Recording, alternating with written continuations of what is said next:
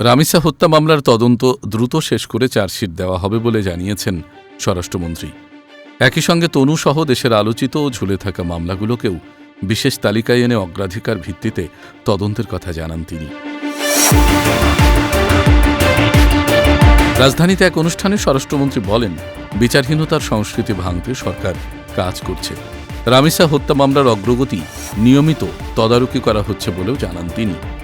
স্বরাষ্ট্রমন্ত্রী বলেছেন, রামিসা হত্যা মামলার তদন্ত দ্রুত সম্পন্ন করে আইনের আওতায় দোষীদের বিরুদ্ধে চার্জশিট দাখিল করা হবে। তিনি জানান, শুধু রামিসা নন, দীর্ঘদিন ধরে আলোচনায় থাকা তনুসহ অন্যান্য গুরুত্বপূর্ণ মামলাও বিশেষভাবে তালিকাভুক্ত করা হয়েছে। মন্ত্রী আরও বলেন, এসব মামলার তদন্তে যাতে কোনো ধরনের গাফিলতি না থাকে সেজন্য সংশ্লিষ্ট আইনশৃঙ্খলা বাহিনীকে নির্দেশ দেওয়া হয়েছে।